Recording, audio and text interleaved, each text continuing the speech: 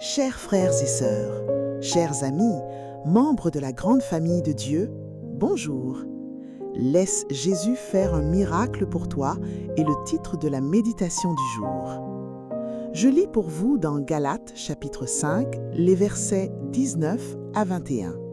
Or, les œuvres de la chair sont manifestes: inconduite sexuelle, impureté, débauche, idolâtrie, sorcellerie, hostilité, dispute, passion jalouse, fureur, ambition personnelle, division, dissension, envie, beuverie, orgie et autres choses semblables.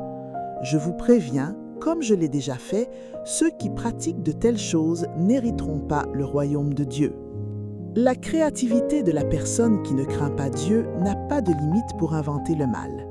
Les individus gouvernés par leur nature pécheresse se réjouissent de tout ce qui est lié à l'absence de moralité et semblent même trouver amusant d'apprendre à leurs enfants à faire le mal.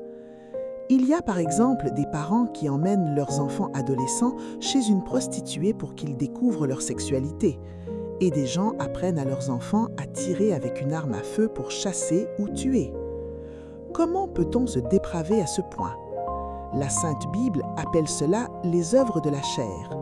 Tout comme il y a des gens gouvernés par le Saint-Esprit, dont les fruits sont spirituels et pleins de bonté, il y a aussi des gens gouvernés par Satan, avec un esprit qui est propice à faire toutes sortes de méchanceté.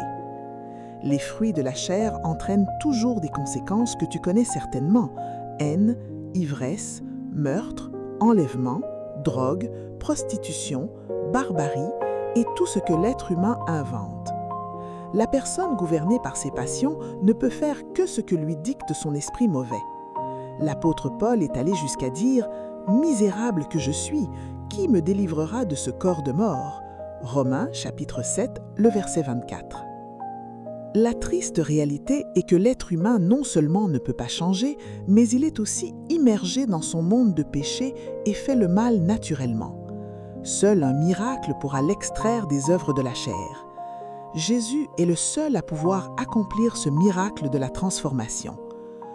Dieu ne se soucie pas des fruits, mais de la source qui les produit. Lorsque l'homme lui donne sa vie, il transforme son esprit et le gouverne de manière à ce que ce qu'il produit maintenant est le fruit de l'esprit.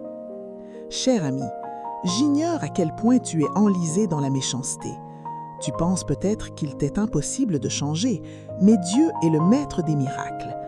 Et si tu t'abandonnais à lui?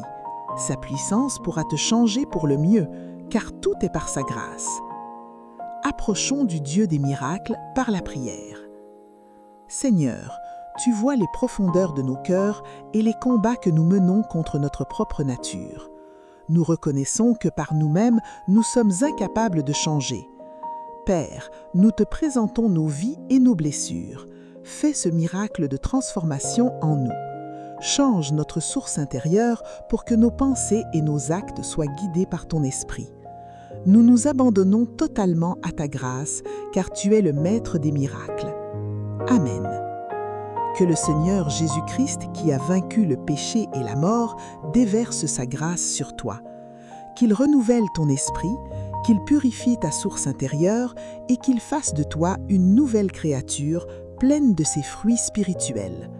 Que sa paix t'accompagne aujourd'hui et toujours.